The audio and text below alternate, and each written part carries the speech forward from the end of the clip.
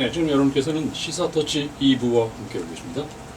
LH가 10시 30분입니다. 한국은 금요일 새벽 3시 30분 막 지나고 있습니다. 자, 2부의 오늘 후반부 패널을 여러분께 소개해드리겠습니다. 오늘은 한인 금융권 등 로컬 경제계 소식을 알아보는 시간으로 마련했습니다.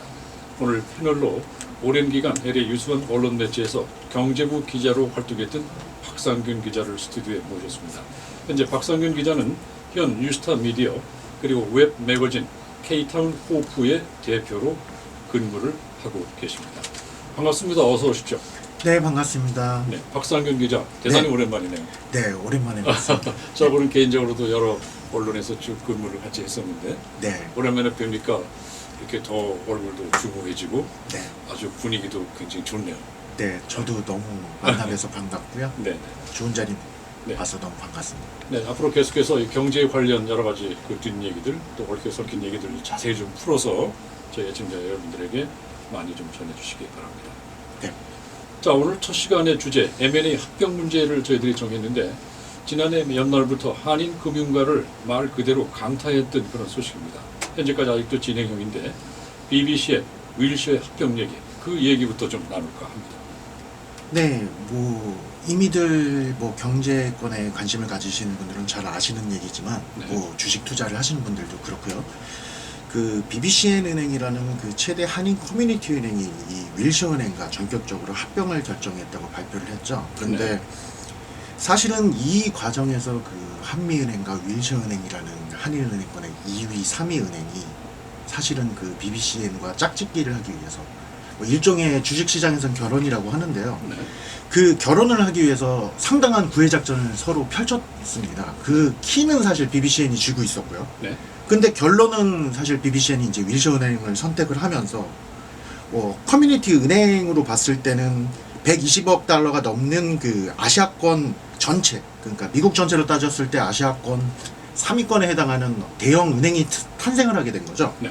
그래서 이제 그 일로 인해서 많은 지금 여파가 자꾸 뉴스로 나오고 오늘도 또 나왔지만 네. 계속 뉴스로 터져나오고 있는 겁니다. 네, 그렇군요. 자, 사실 그 소수의 이민자인 한인 커뮤니티의 시각으로 봤을 때 굉장히 큰 빅딜이 아니었나 이런 생각이 드는데 한인 금융권은 이를 놓고 이래저래 여러 가지 말들이 많습니다. 또 내부적으로 해소되지 않고 있는 앙금 이런 것도 있는 것 같고 또 뭐랄까 일종의 불협화음도 계속 외부로 흘러나고 있는데 이건 왜 그렇다고 생각하십니까? 표면적으로는 아까 말씀드렸지만 그 이스트 웨스트 뱅크에 이어서 캐세이 뱅크에 맞먹는 지금 한인은행이 탄생했다는 거에 되게 축포를 쏘아 올린 그런 분위기인데요. 네. 그 과정에서 그거를 만들어가는 과정에서 이제 그 대주주들이라든지 이사진들이라든지 그런 알게 모르게 그 이권 같은 것들을 고려를 안 할 수 없는 상황들이 연출이 된 거죠. 네. 그래서 과거만 해도 이제 40%까지 이제 지분율을 가지고 있던 이제 한인 대주주들이라든지 네. 이렇게 주식시장이 이렇게 분산이 덜 됐던 거죠. 그때만 해도. 네. 그때는 좀 영향력이 강했는데 이제는 기관 투자가들이라든지 이사진이라든지 이 주식 분포가 넓게 퍼져버리니까 네. 10% 미만대의 한인 대주주들의 움직임 갖고는 이게 뜻을 막 마음대로 움직일 수 없는 상황이 연출이 되니까 네. 합종연행으로 막 뭉치게 된 거죠. 서로 네. 힘을 합쳐야지 어떤 뜻을 힘이 관철하니까. 생기니까. 네. 근데 거기서 이제 편가르기가 이루어졌던 거죠. 네. 거기서 BBCN이 한미를 선택하느냐, 윌셔를 선택하느냐, 네. 아니면 합병을 하지 않느냐, 별의별 이제 스토리를 다 짜다가 결국은 합병을 결정했지만 이제 잡음이 흘러나오는 거죠. 네. 자, 그렇다면 경제 전문 기자로 쭉 그 한인 사회의 모든 경제 문제를 이제 주의 깊게 살펴본 경제 전문 기자로 볼 때 그러면 이번 BBCN과 윌시의 합병 케이스를 개인적으로는 어떻게 생각을 하셨어요? 이게 사실은 오랜 역사 속으로 흘러서 올라가 봐야 되는데요. 아시다시피 나라은행이 존재를 했었고요. 한미은행이 존재를 했었고, 중앙은행, 윌셔은행.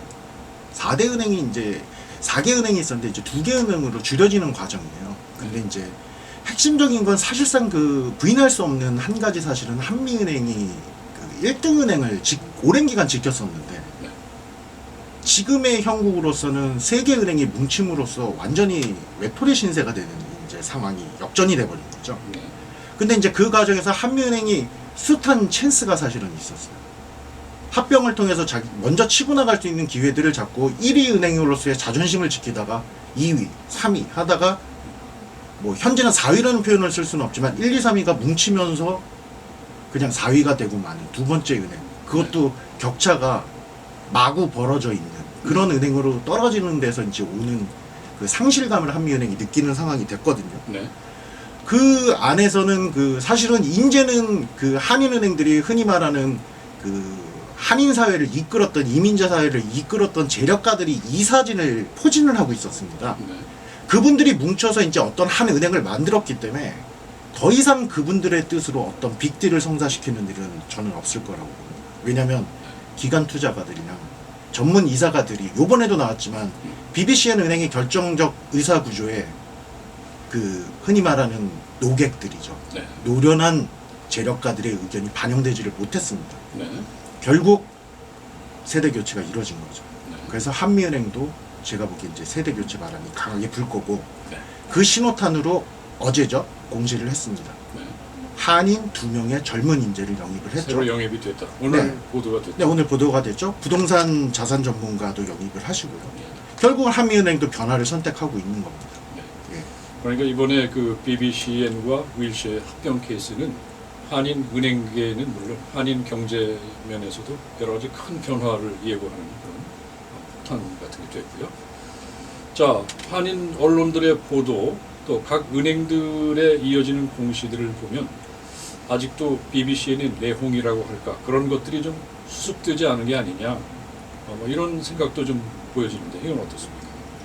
뭐 일단 그걸 결정하는데 너무 그 의견을 조율하는 과정에서 상처들은 좀 있었을 것 같아요. 뭐 서로의 뜻으로 가지는 않으니까. 근데 결국은 같은 주주들이시고요.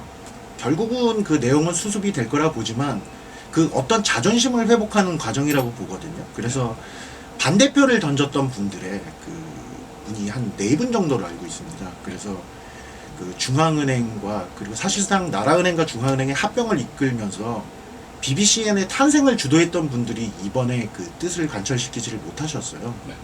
그래서 그분들이 사실상 지금 사퇴를 한 이사진들의 그 사퇴를 놓고서 지금 발표를 놓고서 또 그 힘겨루기가 나오고 있는데요. 네.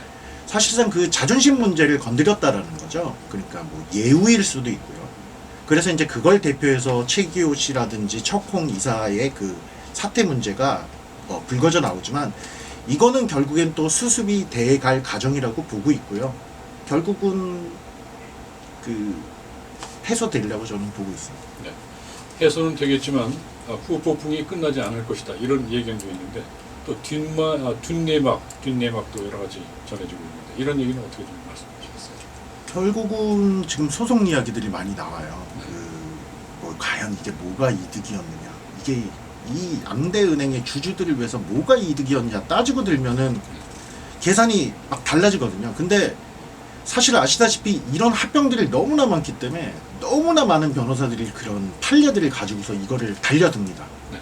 그럼 주주들은 그냥 맡겨주면 주당 얼마씩 주겠다는데 안 할 사람들이 없거든요. 네. 그러니까 이런 소송들은 그냥 대부분 합의로 간다라는 거죠. 그러니까 합병을 추진하면서 이건 이미 계산에 들어갔을 거고요. 이 정도의 합의금은 우린 쓸 거다.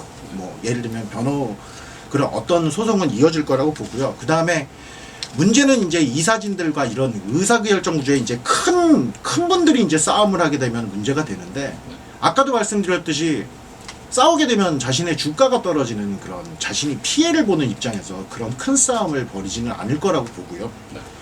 그리고 사실은 이제 한인은행 건에 이제 앞으로를 좀 지켜보실 필요가 있습니다. 그 한미은행이 아까 말씀드렸듯이 1위에서 좀 내려가게 된 과정. 그러니까 나라은행이라는 그 은행이 사실 미주은행이라는 쓰러져가는 은행이 이제 이종문 씨라는 어떤 재력가가 투자를 해서 살렸던 은행이거든요. 네. 그 은행이 승승장구를 해서 어떻게 보면 2위권으로 올라서고 중앙과의 합병을 꾀했는데 그때도 이종문 씨가 은퇴를 하는 과정이었습니다. 평생 나는 이 주식 안고 끝까지 갈 거야 라고 공언하시던 분이 사실은 파신 거거든요. 네. 그러면서 은행이 재편이 됐는데 2위랑 4위랑 나라랑 중앙이 합쳤는데 나라 쪽 사람들이 더 아래로 가고 중앙에 올라선 게 사실은 BBCN의 사실 현 주소입니다. 네. 그리고 지금도 중앙은행의 한 이사분이 이제 은퇴를 하게 되세요. 되게 큰 영향력이 있으셨던. 그 과정에서 일어나고 있는 저는 세대 교체라고 보고 있거든요. 네.